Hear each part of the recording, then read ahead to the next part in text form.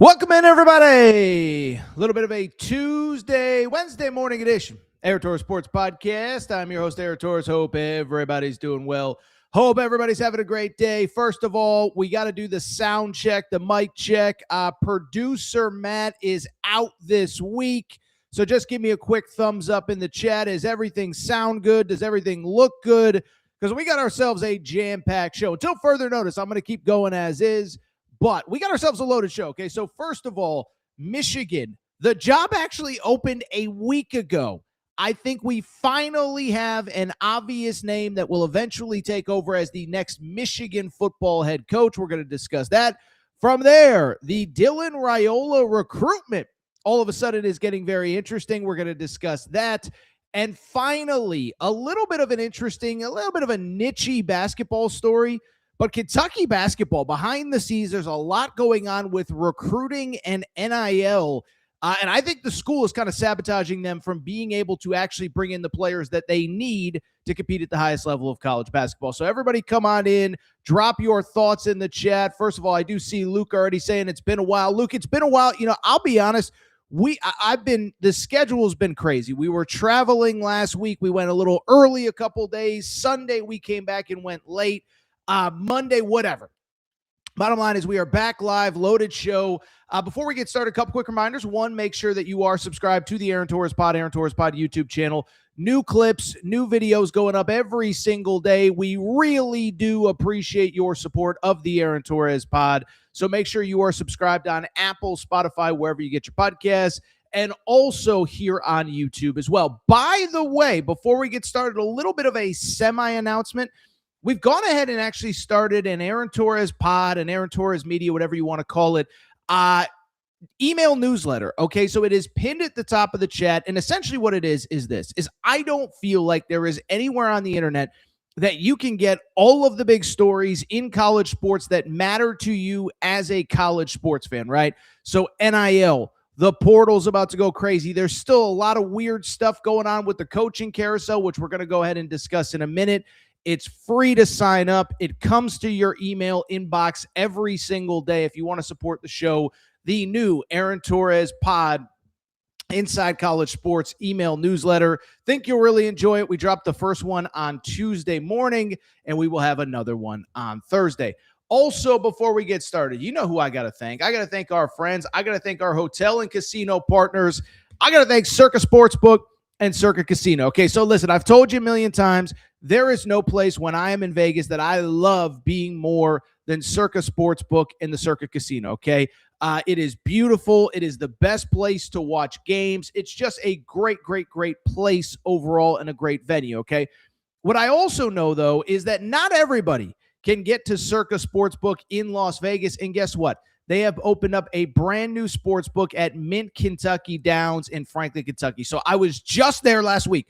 This place is unbelievable. And listen, it's that time of year, right? You're going to have time off of work. You want to relax, maybe watch a couple bowl games, maybe watch some Saturday NFL, some Sunday NFL, some college hoops, whatever. If you are on that Kentucky-Tennessee border, this is the best place to watch games kind of in, that north central Kentucky area. About 15 to 20 minutes from Bowling Green, Kentucky. I've done the drive. And then, oh, by the way, it is not far from Nashville at all. I believe, if I remember correctly, the odometer said it was a solid 37 minutes door-to-door from downtown Nashville to Franklin, Kentucky, the Mint Kentucky Downs. So make sure to check out the new Circa Sportsbook, Mint Kentucky Downs in Franklin, Kentucky. With that said, it is a busy Tuesday in the world of sports. It's Wednesday. There is no more time to waste, so let's get to the topic of the day. So I'm going to be totally transparent. So producer Matt is out today. There's a few less bells and whistles. We do have some sound that you're going to want to hear in a minute. No rundown, no graphics, whatever. Today is a meat and bones, old school AT pod, okay? But the topic of the day, it is Wednesday, and here's the bottom line. You know what Wednesday signifies? Wednesday signifies a full week now from when Sharon Moore was fired as the Michigan football coach, okay? And so listen, at this point, we don't have to go through Sharon Moore, the firing, the arrest, the court appearance, whatever. I want to go ahead and look ahead, but I do bring up the fact that it has been a week because I think that is important to me. And I think it signifies something important, right? All of these other coaching searches in this era are wrapping like this. Boom, boom, boom, boom, boom. Auburn hires a coach within 24 hours of its season ending. Same with Arkansas. Same with Florida. Kentucky goes into Saturday expecting to retain Mark Stoops, fires him on Sunday. By Monday, Will Stein is officially the next Kentucky head coach. So the fact that Michigan does not have a head coach right now, it speaks to something bigger, and it speaks to a little bit of chaos behind the scenes. Okay, so if you listen to Sunday's show, we talked a little bit about this, but I want to dive into what is going on at Michigan because I do believe, on a positive note, they are closing in on a finalist. I think they could have a coach in place by end of day, like Saturday, Sunday, end of the weekend, essentially. But it is chaotic into how they got there. And I'm going to take you a little bit behind the scenes as to why they do not have a coach a full week after they fired Sharon Moore. Okay, so we'll get to the candidates in a minute. We'll get to who I believe is going to be the next head coach because you have to hear what he said the last couple days when he was interviewed by his local media outlets, okay? But at the same time, let's go back, and I just want to give a little bit of context as to why it is taking so long for Michigan to find a head coach.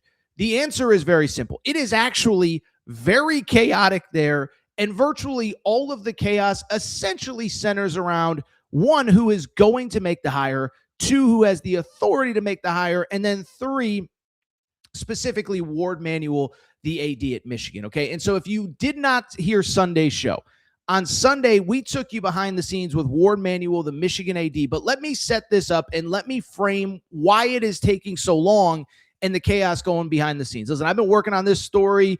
You can believe me, you cannot. I'm just here to tell you, I've talked to people pretty high up at Michigan, some pretty good information that I think I'm going to share. So let me explain to you why here, all these days later, Michigan still does not have a head coach, okay? So the reason why is both simple but complicated. Ward Manuel is the AD at Michigan, okay?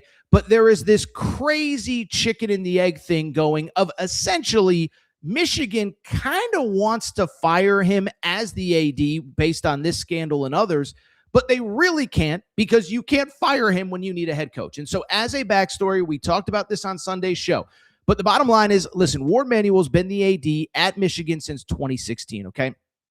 And so in the process of being the AD, he's done some good stuff, right? Michigan did win a national championship under Jim Harbaugh. Beyond that, I would also say, let's not forget 3 straight Big Ten titles under Harbaugh. As well, I think this is kind of noteworthy. Ward Manuel is the guy that did hire Dusty May, the current basketball head coach. And listen, a lot of you I know don't follow college basketball on a day-to-day basis. Michigan might be the best team in all of college basketball right now, okay? So I'm not going to sit here and say that Ward Manuel does not know what he's doing. What I will say, however, is there has been an awful lot of scandal under Ward Manuel's watch. And again, we talked about it on Sunday's show, but as a quick refresher, these are just some of the things that have happened since Ward Manuel became AD.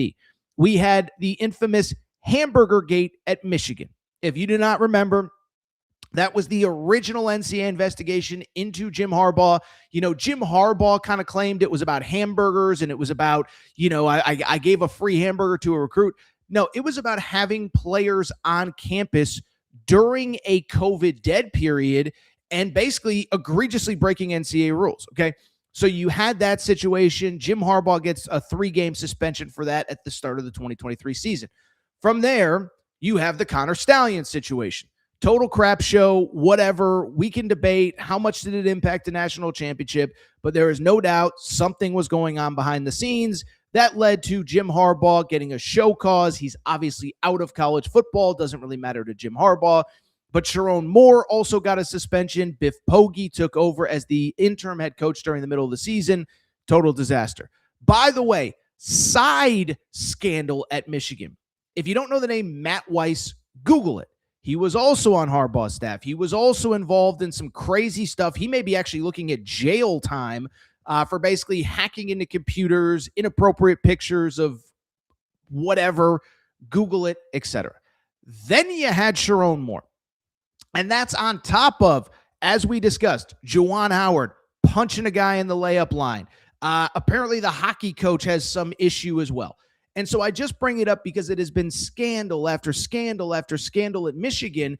And Michigan is now in this weird spot where they're ready to move on from Ward Manuel, the AD. But again, it's kind of this chicken and egg thing at Michigan as to why they haven't named a head coach. And it's really basically very simple. They want to go ahead and fire their AD, but they can't fire him because they need him to make the hire, right? No respectable coach that basically has a good job is leaving for another good job. Even if Michigan's a better job than what they have, they're not leaving where they are for another gig unless they know who they're working for, right? Listen, we've all been in situations where you can leave one job for another. Could have been in middle school, could have been in high school, could have been as a professional. You want to know who you're working for. That's a big part. Like listen, there are a lot of different reasons to take a job. Part of it is money, part of it is lifestyle, part of it, but part of it is who are you working for? So it doesn't matter who the candidate is. If you do not know who you're working for, you're not going to take a job that you don't know who you're working for, okay? And so I bring it up because Michigan kind of needs Ward Manuel, but they kind of want to fire him. Now, I've heard they went so far as behind the scenes to basically say, like, dude, will you make the hire and then basically resign, a week or a month or whatever later? And Ward Manuel's like, no. My understanding is he has a fully guaranteed contract through like 2029, 2030. So he's like, I got 5 more years of pay on this contract. You can fire me, but you're paying me every penny.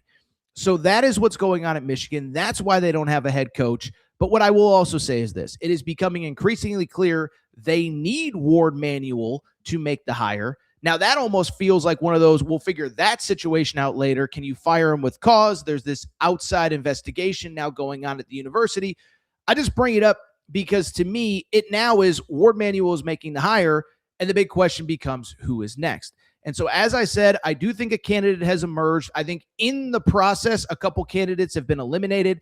On Sunday's show, I referenced that like Jed Fish from Washington, very clear. Jed Fish wants any job. He wants out of Washington. I said it on Sunday. He's basically West Coast Lane Kiffin. Like, it has become apparent he wants out of that job. Not to get too inside baseball, but his family was with him in Seattle. His family has since moved back to Tucson where he was before. So he's like, I got to get the heck out of here because this is just a total kind of disaster and a train wreck. And this situation is just not beneficial to my personal life, my private life, whatever. The issue with Jed Fish is 2 things. One, I told you, he's got like an $8 million buyout. And unless you have some billionaire that 100% believes in you, most schools are not raising $8 million just to buy you out of your old contract to bring you to their place. The other thing is, Jed Fish, whether small or not, does have ties to Jim Harbaugh. And with ties to Jim Harbaugh, I think everyone is hesitant to basically say no one with any ties to Harbaugh is getting this job, is going to be the next Michigan coach. And so I bring it up because I think it's fair to say Jed Fish is off the list. There was buzz of Jesse Minter, who was Harbaugh's defensive coordinator during the championship run, who is now with Harbaugh with the Los Angeles Chargers. That is not going to happen. And so I really think it comes down to 2 people, but I really think it comes down to 1 person. Okay. So the first person is, listen, Michigan still seems to think that they are going to get Kalen DeBoer. Now I'm just telling you what Michigan thinks. You can like me, you can dislike me, you can say I'm an idiot. I don't think Kalen DeBoer is leaving Alabama. Let's just put that out there. It's obvious it's not happening. Okay. But at the same time, Michigan's thought process is we've waited. Let's at least wait until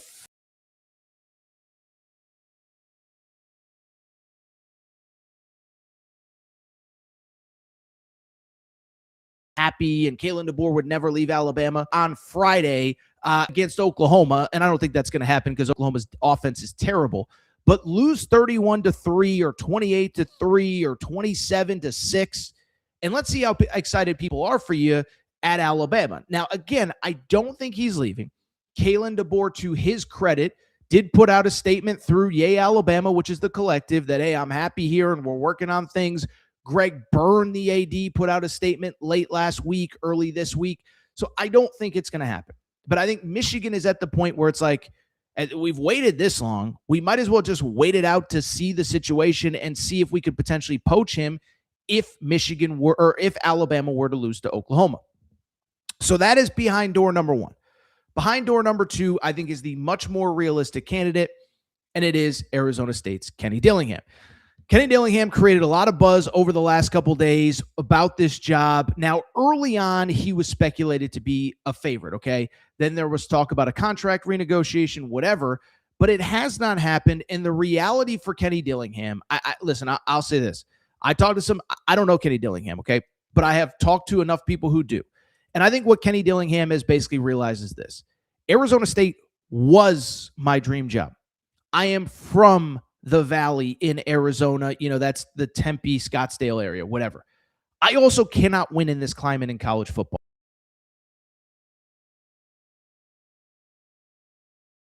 Right. And I Dillingham sued and got the Arizona State football was a completely different thing. NIL hadn't blown up. We thought rev share was coming, and we thought that everybody would basically be on the same playing field. It's abundantly clear that that is just not going to be the case going forward, right? We now have coaches openly accepting jobs and schools openly explaining, like, hey, yeah, part of the reason that Lane Kiffin took the LSU job, part of the reason Kalani Sitake stayed at BYU, part of the reason Matt Campbell took the Penn State job is because they have been made NIL promises above and beyond the rev share cap. And so Kenny Dillingham, I think what he has slowly started to realize is like, I can't win at Arizona State. There's just not enough money here. There's not enough commitment here. A little inside baseball. The school president there, Michael Crow, does not care about sports. He's an academic. Doesn't matter to him. And you can even go back to last year. Remember, Kenny Dillingham, during their playoff run last year, said, yeah, the second this season ends, my players already have deals set up at other places. He knew he was going to lose most of his best players. And so because of it, he knows his back is up against the wall at Arizona State, and that, frankly, it's just probably not going to get much better than it is right now. And so Kenny Dillingham, I believe, has emerged as the favorite. We will talk about it from Michigan's perspective in a second. But I do think it is worth noting because Kenny Dillingham was asked about the Michigan job. Basically, hey, there's all sorts of rumors about you being the next Michigan head coach. I thought I had this sound. All of a sudden, it is not here. Okay. Darn it. This really sucks. Let me see. Oh, no, I do have the Kenny Dillingham sound. Okay. So here is Kenny Dillingham. Remember, this is the Arizona State head coach preparing for a bowl game, basically asked by the media who covers him, like, hey, do you want to put these rumors to bed? Do you want to address the fact that some people are saying you're going to be the next head coach at Michigan? Here is what Kenny Dillingham had to say on Tuesday at practice. I think my job is to try to do whatever I can for the people that are with me, right? The people that are in the foxhole, the coaches that are in the foxhole with me, is I got to do whatever I can to fight for those people, for my family, for everything from that perspective. And and I love it here. I've said that since day one. That's absolutely never changing. Absolutely never changing. That piece is never changing. Kenny Dillingham asked directly, do you want to put the Michigan rumors to bed? Quote, I'm always going to go to the bat. This is paraphrasing. It's not a direct quote. Always going to go to the bat. Always going to go to bat for people who love me. That's what it's about. I love it here. I've told you that since day one. That is not the emphatic no that I think Arizona State fans were hoping for, and it just speaks to the fact that, listen, I think this thing is happening. From the Michigan side of things, basically, this is my perspective on why Michigan is intrigued by him. He's accomplished enough, but he's also the exact opposite of everything that we have, right? So in other words, here is the resume. He is a guy who has already made a college football playoff at Arizona State. There's no doubt the guy can coach. There's no doubt the guy can evaluate. Now, listen, he's 35, 36 years old, whatever. There is questions about can he sustain it over months and years, and how would he compete with Ohio State and blah, blah, blah, blah. But there's no doubt he's a pretty good coach. There's no doubt he's working, without resources, anything close to what he will have if he goes to Michigan. And then I think here's the other part of why Michigan would be intrigued to hire him. He's the exact opposite of everything that they have right now or that they have had over the last 7-8 years. Again, we don't need to go through everything, but just look at how the Sharon Moore situation ended.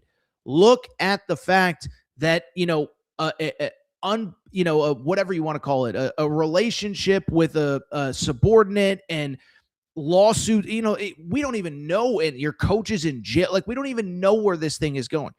I don't know Kenny Dillingham, as I said, but what I do know is I know enough people who have covered him, who have been around him. They all say he's clean as a whistle. He's a good guy. He's not going to embarrass you outside of the facility. And so, listen, increasingly, I think this thing is going to happen. Now, what does the time frame look like? I don't know. I think it's interesting. Both Michigan and Arizona State don't play their bowl games until December 31st. The portal, as we know, opens January 2nd.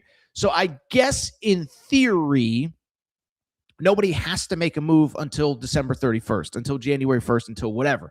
Maybe Kenny Dillingham wants to finish out the season with his guys. That part, I don't know. What I do know is I do think this thing is going to happen. I think certainly it could happen as early as this weekend. Again, they will focus on Kalen DeBoer, see if they can poach Kalen DeBoer in a situation where Kalen DeBoer loses ugly in the college football playoff. Would he consider leaving for Michigan? I don't think it's going to happen, especially after Greg Byrne released a statement, the Alabama AD. But I'll tell you what, I do think this Kenny Dillingham situation is getting crazy. And I think it's increasingly likely that he will be leaving. Now, Lawrence disagrees with me because Lawrence says he loves ASU. He's staying. Listen, you can love a lot of things, okay? You can also outgrow a lot of things. Listen, I had a job in college that I worked at a golf course. I loved that job. Used to sit outside all day, wash a couple clubs, talk to people, whatever. I love that job. Doesn't mean that I didn't outgrow it at some point. And I just think if you're Kenny Dillingham, I think it is a very tough situation going forward into what we know is the next iteration of college football. The next iteration of college football is, and Lane Kiffin openly talked about this. He openly talked about this when he left Ole Miss and took the LSU job. He said, what are the dollars going to be above the cap, right? So if the school right now, it's at $20.5 million. That's what the school can pay. And we know that most places are going to allot about 85% of that to football, right? So that's 16 million, 15.5, whatever it is. Well, guess what? We don't have exact numbers, but we know that Texas Tech is probably paying somewhere in the 30 to 35 to $40 million range. We know that Texas paid 30 to 35 to 40 million for their roster. And so the idea that you're going to get by, you just can't do it.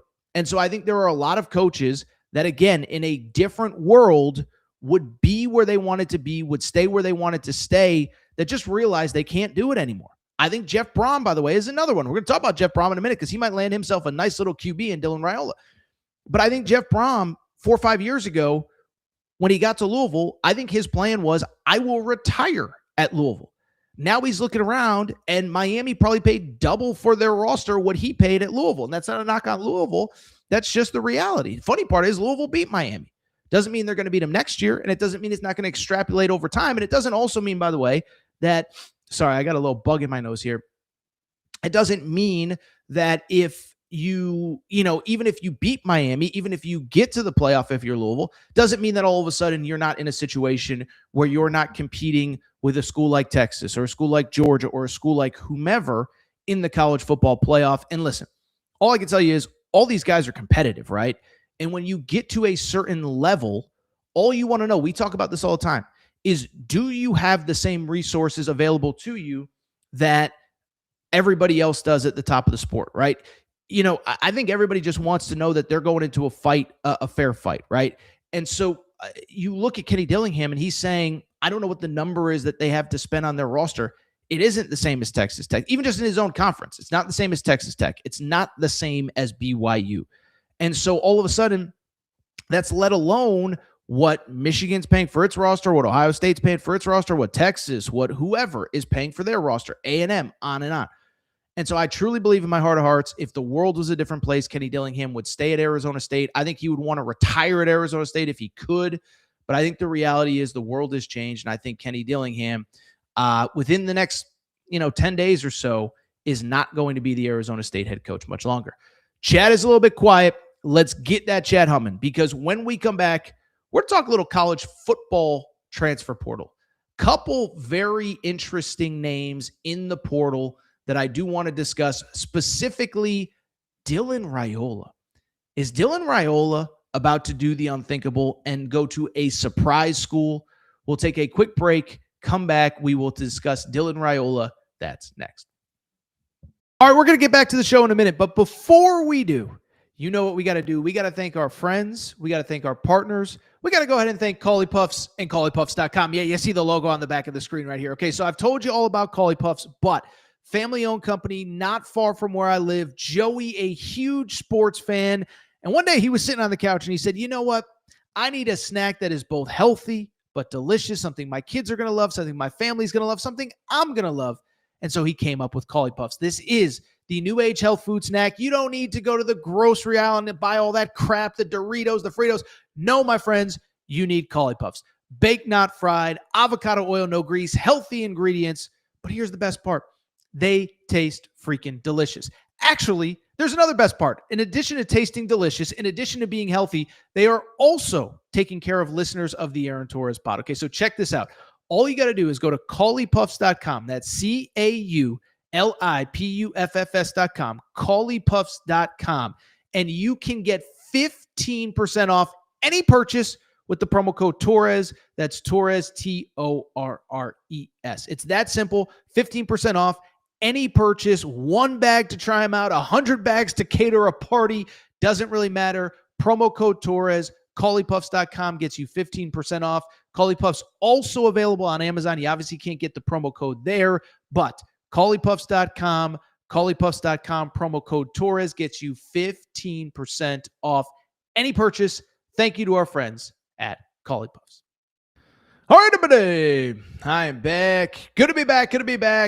So first of all, Alfred brings up this point. Kenny Dillingham is only making $3.8 million at Arizona State. Michigan could pay him $11 million or more. I'm sorry. I don't think there's that much love in the world. Now, I thought Kenny Dillingham made a little bit more than that. I will have to check after we get off air here. What I do know is whatever Michigan is paying or is willing to pay Kenny Dillingham, I can promise you it is a lot more than what Arizona State can offer. And again, I don't even think it's about the salary of the head coach. I think it's being able to consistently year over year pay rosters what it will take to pay rosters in the current era that we are. And that's just something that Arizona State will never be able to do at the highest level. Again, Lane Kiffin, he kept saying it. It's dollars above the cap. Like, we can pretend like it doesn't exist. We can pretend like everybody's going to stick to that $20.5 million. That's not the case. You need money. By the way, you need legitimate revenue sources as well. And because of it, I do think that ultimately it will be Michigan for Kenny Dillingham eventually. By the way, you know, Arizona State, they're not doing too well in the financial situation. They might need to save a little bit of money. Well, you know how you save money if you're buying tickets? Go to SeatGeek.com and the SeatGeek app. Okay, so SeatGeek is America's #1 ticketing app. Love SeatGeek. Over 28 million downloads so far for SeatGeek.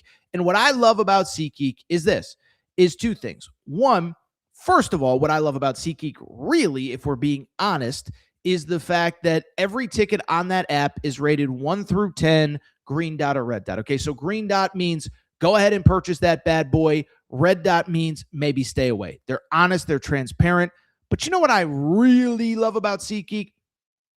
It's that they take care of listeners of the Aaron Torres pod. So I've told you this before, but if you download the SeatGeek app, all you got to do is use promo code Torres at checkout. That's promo code TORRES at checkout, and you get, how about this, $20 off your first purchase. So SeatGeek.com, promo code Torres gets you $20 off your first purchase, okay? And by the way, this is important to know. That promo applies to any promo that you want, any ticket that you want. If it's on the SeatGeek app, you can use it, okay? We've had listeners go to college football games, college basketball games. We had a listener go to a college hockey game, by the way. Concerts, shows.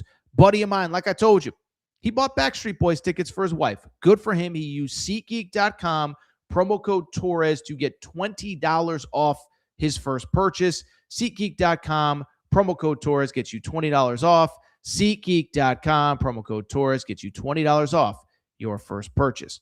With that said, let's keep the conversation going. Let's go ahead and switch gears. Again, for people just joining us, producer Matt is off this week, taking some time with his family, very much deserved. And so I bring it up because there's not as many bells and whistles, graphics, etc. But I do want to go ahead and talk about the transfer portal in college football, and specifically one player in specific, okay? And so transfer portal doesn't really open until January 2nd, technically, okay? But as I said, we did some clips on Monday. I just said it, is that it's a new world. The rules that the NCAA and the CSC, which is the new commission that's overseeing NIL, whatever rules they're putting in do not apply to what agents want and what front office people want as well, okay? And so I bring it up because all these coaches didn't want the portal open during the college football playoff, wanted the focus to be about the stuff on the field, and that's just not realistic. Players' seasons are ending. More importantly, their previous NIL contract is ending. And so because of it, a lot of them are basically saying, you know what? I'm not contractually stuck with this school anymore. I'm out. Monday, Tuesday, we saw a wave of dudes enter the portal. DJ Lagway from Florida, Drew Mestamaker, people don't know that name. He was the leading passer in all of college football at North Texas. He's in the portal. Jay Crawford, basically an all SEC corner from Auburn, is in the portal. And again, they can't technically file the paperwork until January 2nd, but they've announced they're leaving and schools are reaching out. Well, I would argue that still to this day, there is no bigger name that is currently in the portal than Dylan Raiola. Dylan Raiola, of course, is the quarterback from Nebraska, a quarterback that has been in the spotlight, and a quarterback that, to his credit, let's call a spade a spade. We have to acknowledge with Dylan Raiola that, to his credit, he has been a pretty good college quarterback, okay? First of all, I was thinking about this. I think he is maybe the most high-profile player in the portal only because we've known him for so long, right? Dad played in the NFL, commits to Ohio State as a sophomore, flips to Georgia as a junior, ends up, by the way, in the middle of his junior year, going to Georgia to play high school football. Then in his senior year, Nebraska needs a splash. Under Matt Rule, they flip him.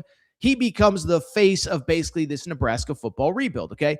And so I bring it up because, look, do I think that Dylan Raiola is the best college football quarterback I've ever seen? No. But what I also think is that we can't deny that, to his credit, he actually was pretty good, and he did elevate Nebraska football. We can argue, we can debate. I don't actually even think it's debatable. Nebraska went 8 years without making even a bowl game. Dylan Raiola comes in, they make back-to-back bowl games this year in Dana Holgerson's system. He finished with 2,000 yards passing, 18 touchdowns, 6 interceptions, and he did it in just 8.5 games played. So you extrapolate it out. Had he played the whole season, we're probably looking at 24, 25, 26 touchdowns.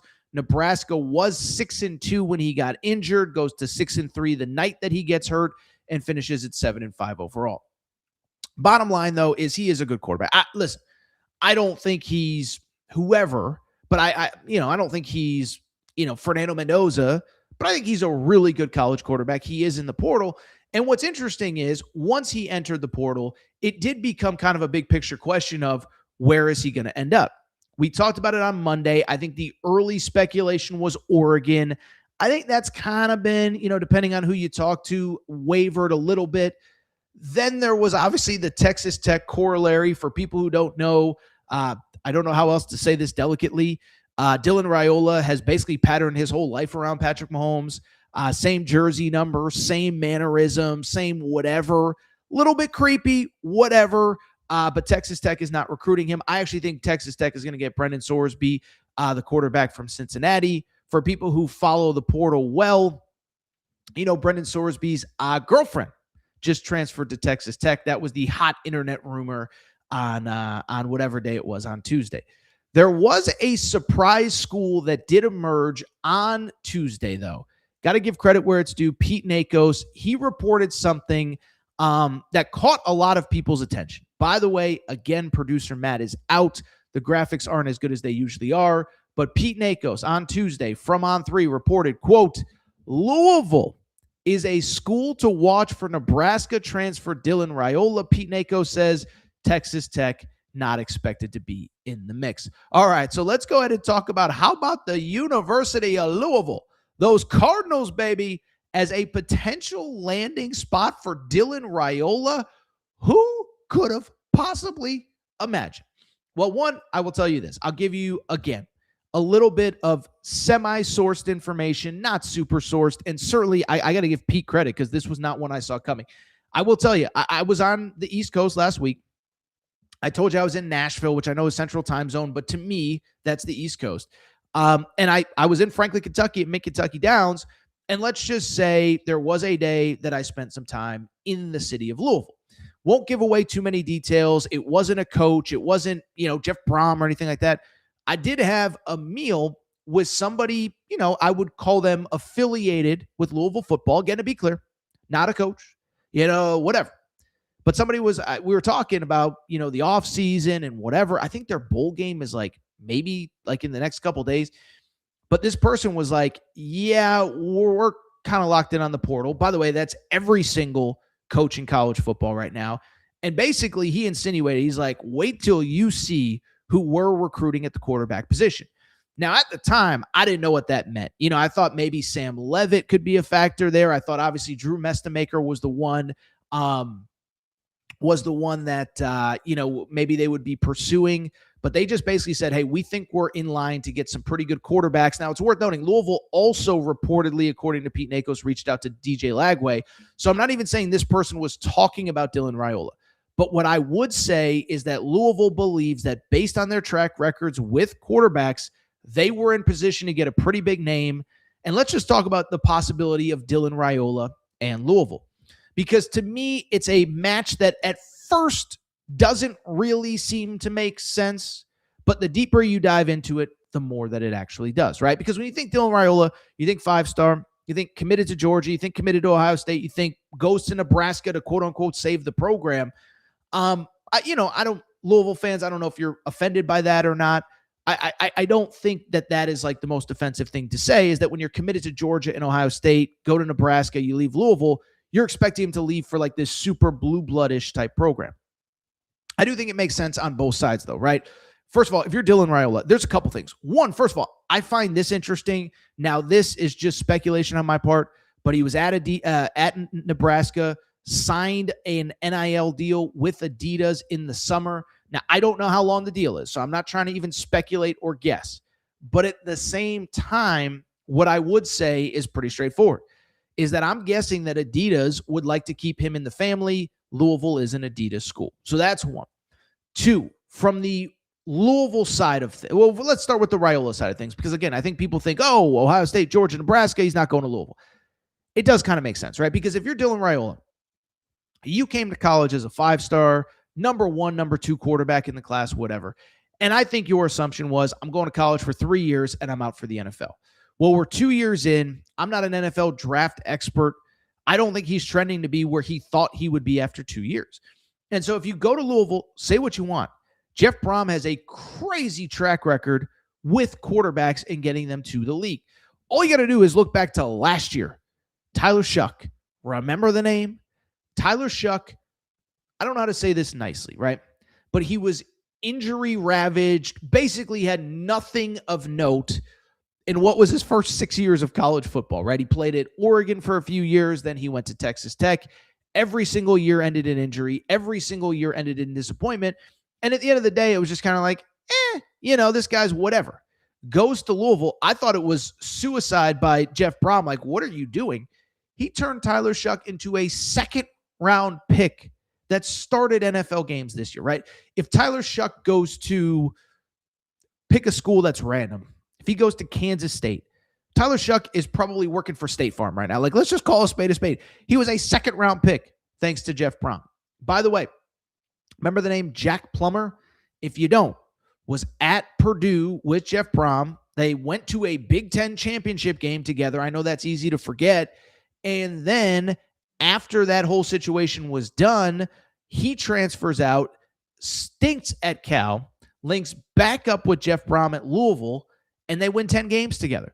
So listen, all I'm saying is, if you're Jeff, if you're Dylan Raiola and you're just sitting there objectively being like, he got Tyler Shuckin in the second round, and he got some guy named Jack Plummer into the NFL. He was in the NFL last season and 10 wins. Imagine what I could do at Louisville. And so I think it makes sense. I think if you're Dylan Raiola, you have to go to a place that you're going to play right away for a coach that knows what he's doing. Obviously, look, Dylan Raiola is going to play right away. But you need to go to a place where the coach knows what he's doing. And you can argue there aren't 4 or 5 better talent developers at the quarterback position than Jeff Brom. So there's that aspect. Listen, I'll just say it. The ACC, you're coming off a major foot injury. The ACC is good enough and a big enough stage, but it ain't going to the Big Ten and, playing who you're going to have to play in the Big Ten. So I think the Louisville aspect makes sense for Dylan Raiola. And I think conversely, if you're Louisville, this is your shot, right? Like, listen, I don't know how good Dylan Raiola is. I know he's certainly more interesting than Miller Moss. I know he's certainly more interesting than Tyler Shuck. And so I just bring it up because if you're Louisville, it almost feels like a no-brainer. You get this kid. Again, I'm sure Adidas will find a way to contribute if they're not already. And then you get this super high-profile guy that elevates your program from the, interest perspective. And I would add beyond that, the other thing is this. You also know that Dylan Raiola is probably going to bring other really good players with him to Nebraska, or from Nebraska, not even from Nebraska, to Louisville. I don't know who those players are. I'm not going to start speculating, but look at even Dylan Raiola's impact at Nebraska. Last year was able to get 2, 3, 4 impact offensive linemen, was able to get a couple good wide receivers. Ironically, Dane Key, who of course started his career at Kentucky, which is Louisville's big rival. Dane Key goes to Nebraska. He was their 3rd leading receiver this year. And so I just look at the situation, and I think you're going to be able to bring in talent around him if you get Dylan Raiola. So I don't know where this thing is at. I don't expect any big announcements before January 2nd. Otherwise, it's obvious somebody was tampering with somebody. I don't even know if Dylan Raiola has officially announced that he's leaving Nebraska. I do think it makes sense. Now, again, if we have to wait till January 2nd for a commitment, I'm sure there's going to be a lot of other schools involved. And the one thing I will say, I think it's going to be interesting how the QB dominoes fall. One, I don't think everybody that's good is in the portal, okay? I still think there's big names that are going to enter. I think it depends on how the college football playoff goes. As to, which quarterbacks might enter, which backups might enter. I'll give you a couple side examples. USC, Jaden Mayava announced his return or his re-signing. They have a backup 5-star name, Houston Longstreet. What does that mean for him? I could go on and on. But I think we're a long ways away from the dominoes falling. But what I also think is that as you start to get silent commitments, how does the board kind of change, right? So I'm just using hypotheticals. This I don't know. LSU, they need a quarterback. Let's say DJ Lagway is their top priority, right? And DJ Lagway says, I'm going to Miami, or I'm going here, I'm going there. Does that now make Dylan Raiola LSU's top priority? So I just bring it up because it's going to be fascinating to see how all of these QB dominoes fall. And Dylan Raiola to Louisville, I might be the only one. I think it makes a ton of sense to me. And if I was a Louisville fan, I think that I would be really excited as well. Lawrence, by the way, chimes in, says Brom won't leave U of L if he gets Raiola. Listen, I think the only way Brom will leave U of L is if Michigan flat out just misses on Kenny Dillingham. I think Brom would probably be the 3rd choice behind the Kalen DeBoer Hail Mary or Kenny Dillingham. I don't think Michigan is falling past Kenny Dillingham. I would expect Jeff Brom to be the Louisville head coach next year. I think the big question then becomes, is Dylan Raiola his quarterback? All right, this is what we're going to do. We're going to take a quick break. We're going to come back. When we do, switch gears to a little bit of hoops. A couple big games on Tuesday night, but a very interesting story out of Kentucky. Question, is Kentucky's own athletic department sabotaging their recruiting? We'll explain what I mean next. Quick break. Be right back. All right, we're going to get back to the show in a minute, but before we do, I have so many people that reach out and say, Torres, you give me hours and hours and hours of free content every day, every month, every year. What can I do to help support the show? Well, you want to support the show and look good in the process. Make sure to check out and support the Aaron Torres Media merch store at aarontorresonline.com/merchandise. Some of you wondering, what can I get in that merch store, Torres? Well, Kentucky fans, we got our Mark Pope Hope and Pope t-shirts. That is right. Mark Pope, monster first year. Year 2 is going to be even better. Get your Hope and Pope t-shirt at aarontorresonline.com/merchandise. Arkansas fans, the Big Pig Invasion is coming. It is here. John Calipari has things rocking. Get your Big Pig Invasion tees. Again, aarontorresonline.com/merchandise. St. John's fans, we have our Big Rick Energy t-shirts. And if you're just a college basketball fan in general, guess what? Your March is for Day Drinking shirt. That is the shirt that you need year-round, but especially for the next NCAA tournament. You can order yours now. By the way, football fans, we got you covered too. Nebraska fans, new era, new rules, the t-shirt that you need before the start of this coming season. And oh, by the way, if you're a Colorado fan, if you're just a Coach Prime fan, we have our Dion shirts and hats, more of them than we know what to do with. So to check out the full line of Aaron Torres Media merch and also support the show, good news is we're going to have even more for the fall. Check out the Aaron Torres Media merch store at aarontorresonline.com/merchandise. And for more information, you can always reach out at Aaron Torres Podcast Questions at gmail.com. All right, everybody. I am back. Good to be back. Final segment of the show. So good to be back. I do want to go ahead and wrap. By the way, if you're in the chat, I'll tell you what, pinned at the top of the chat, we have actually started an AT Media internet or email newsletter. Okay. So I think this is going to be a really cool thing. Basically, I was sitting around saying, I don't think there's one place that does a great job of recapping all of the craziness in college sports, right? There's places that do, like game stuff and whatever. We're going to get into the nitty gritty, okay? The weird NIL stuff, the weird portal stuff, the weird rumors, the weird innuendo.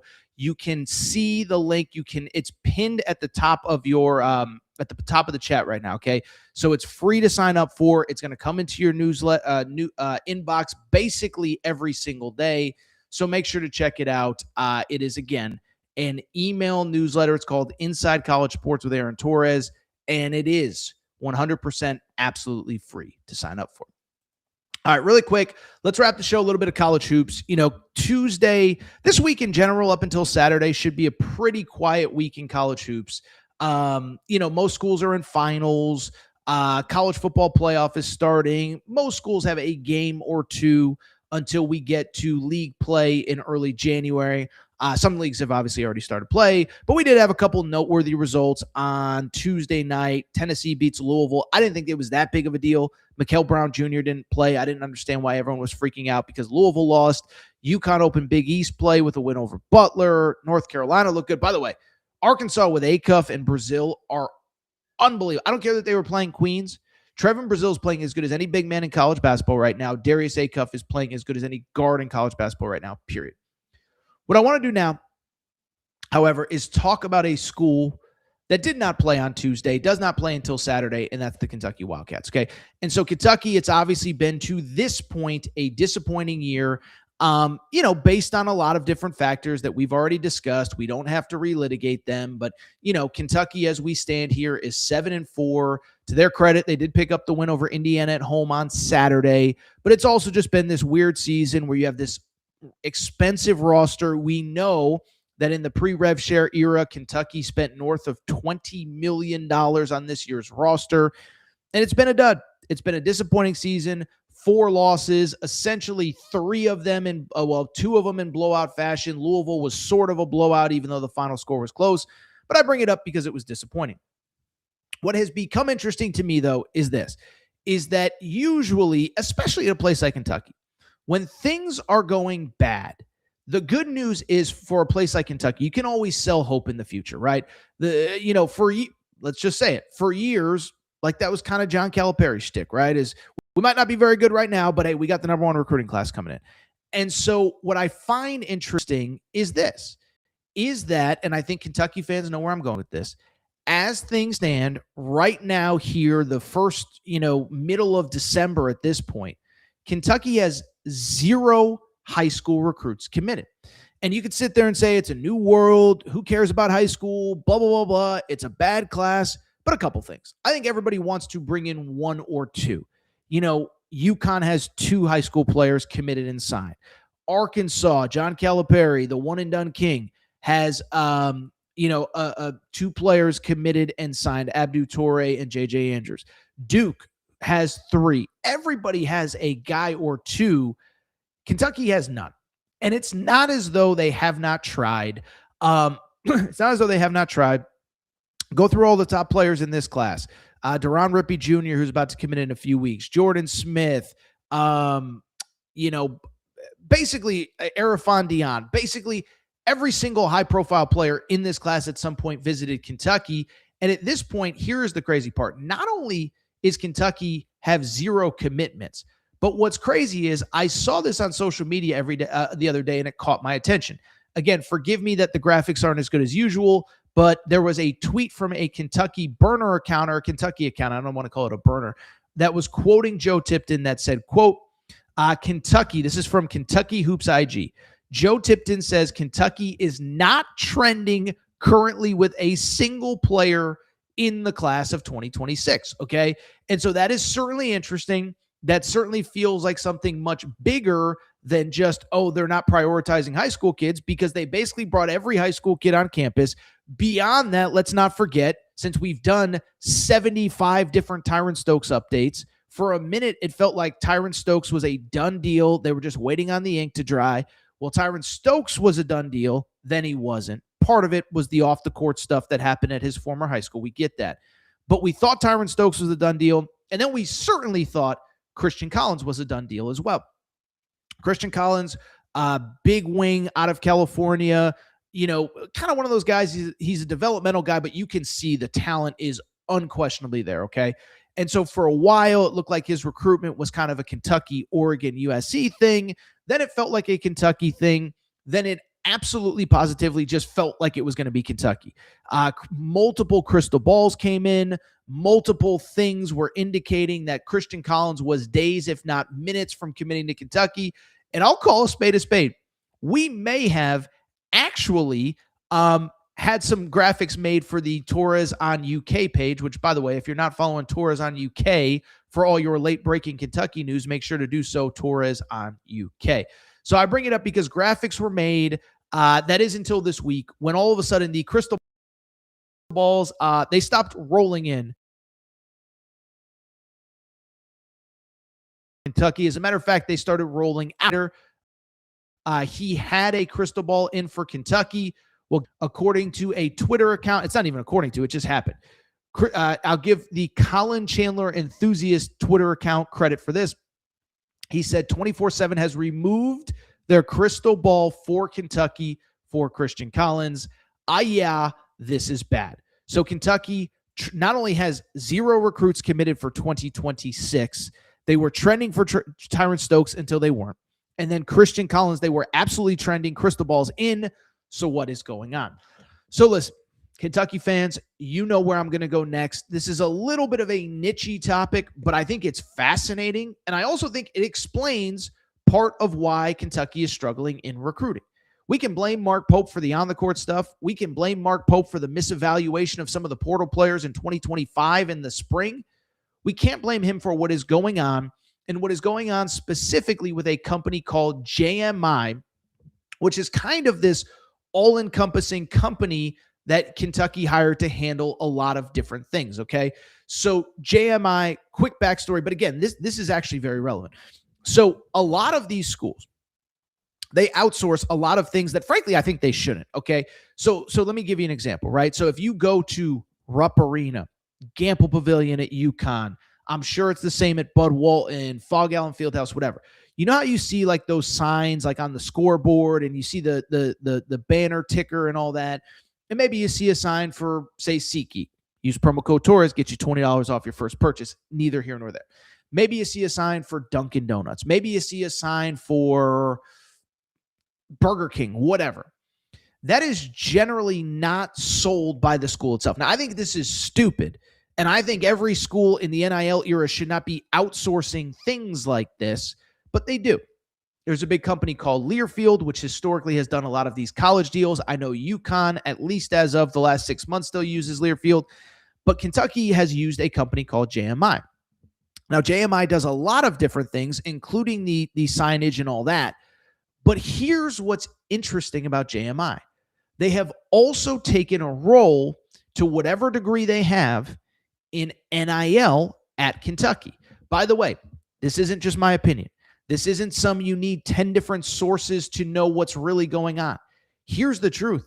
When Kentucky brought on JMI in August, they openly bragged about the relationship with JMI.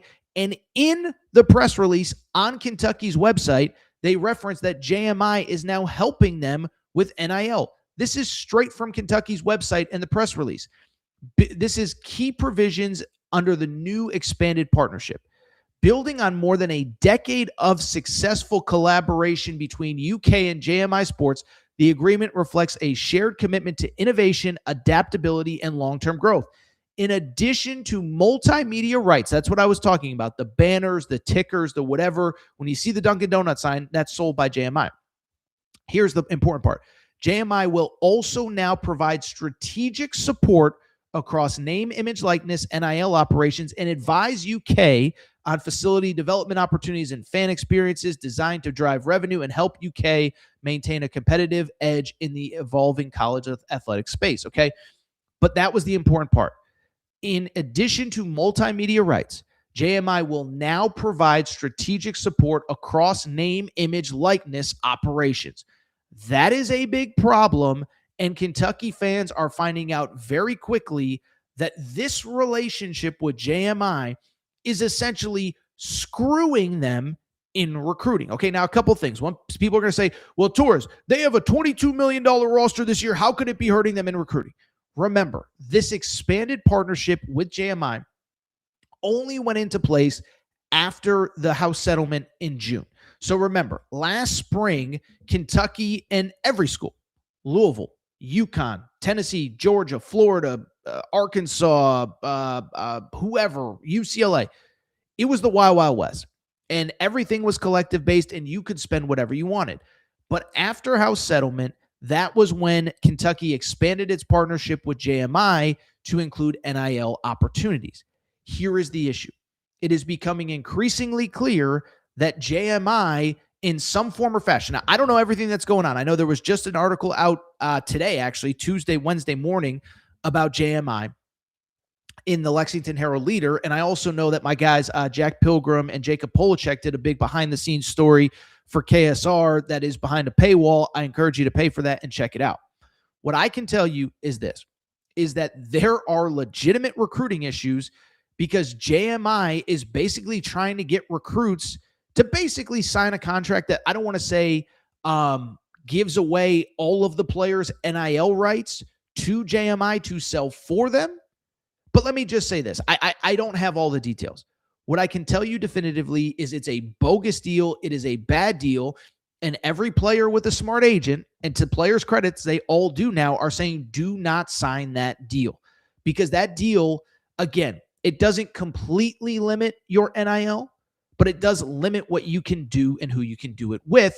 And again, essentially, my understanding is it essentially has to be with pre-approved JMI partners, which this part I don't know, but I'm pretty sure. I'm sure JMI is getting a kickback from it, right? So let's just use a hypothetical, right? Let's use the Dunkin' Donuts example, right? Let's say I am Aaron Torres, 5-star basketball player. I know, you could tell just by looking at me. You know, I got a 42-inch vertical leap, whatever. And I want to play at Kentucky. My understanding is this. Again, let's use the example I used earlier, that JMI is selling a Dunkin' Donuts ad at Rupp Arena. And let's say Starbucks comes to me and says, Torres, we love you, and the best way for us to sell more coffee is for you to become an ambassador for Starbucks. Kind of crazy, but just work with me. Starbucks, obviously a direct competitor with Dunkin' Donuts. And my understanding is pretty straightforward, is that JMI will not sign off on that. And if you don't go with Dunkin' Donuts, then you can't have an NIL deal with any competitor. I don't know. I don't know if every single detail is 100% accurate. What I do know is that's essentially fact, is that this relationship with JMI is limiting players' abilities to sign the NIL deals that they want outside of pre-approved JMI NIL deals.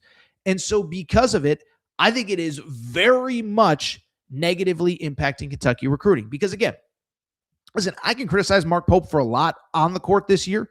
This stuff is all out of his control. And as a matter of fact, it is very much becoming obvious that a part of the reason they have essentially been able to land nobody this recruiting cycle is because of this relationship with JMI. Okay, by the way, let's go back to the Twitter account, Colin Chandler Enthusiast, because I saw this on his or her Twitter feed. I don't know who runs it the other day. How about this?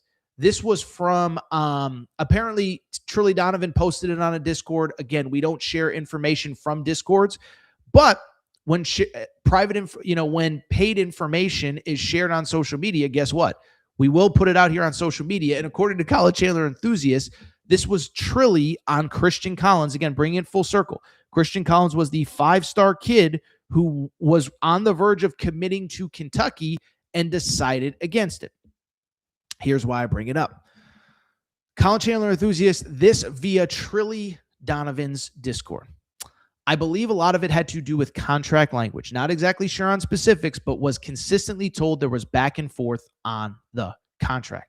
Again, you don't need to be a college sports insider to know that that's exactly what's going on. That JMI is trying to limit the opportunities of NIL outside of their partners. And so this is a big mess for Kentucky. And I'll tell you what, man, this has to get solved ASAP. First of all, Mitch Barnhart, the AD, is digging his heels in and basically saying, we'll get it figured out.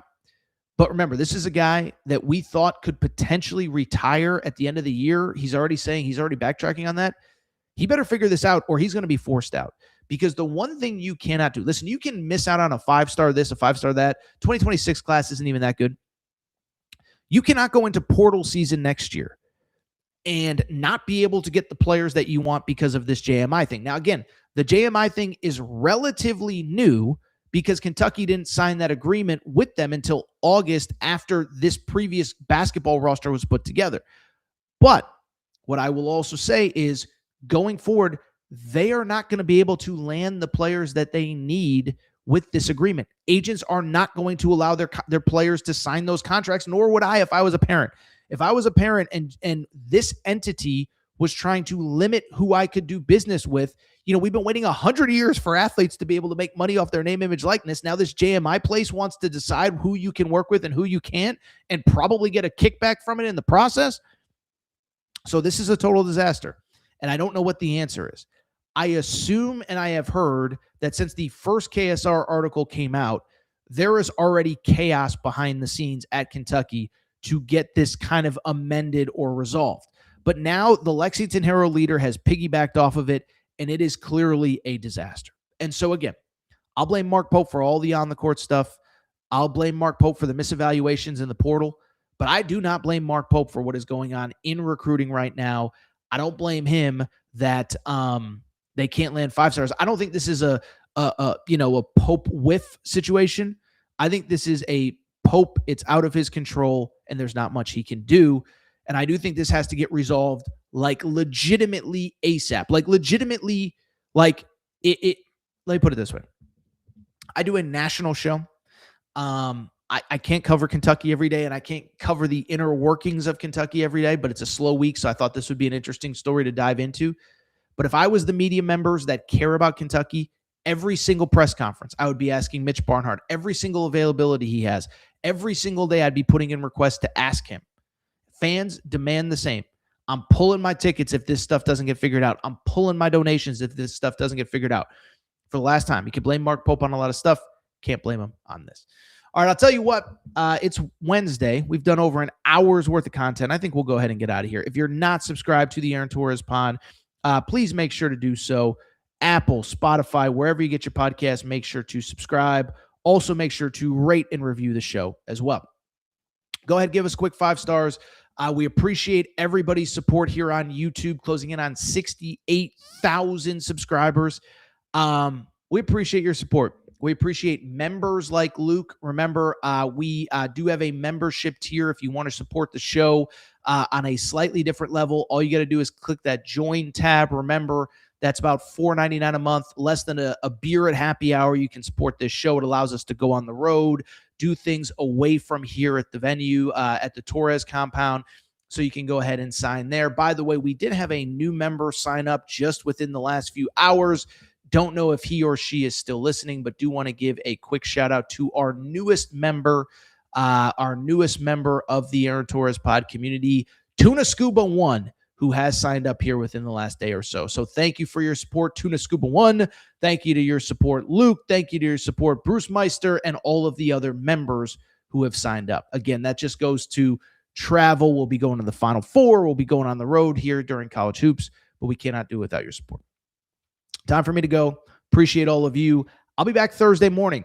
It's college football playoff to preview. It's kind of crazy. It feels like nobody's even talking about this playoff with all the portal stuff with Michigan, etc.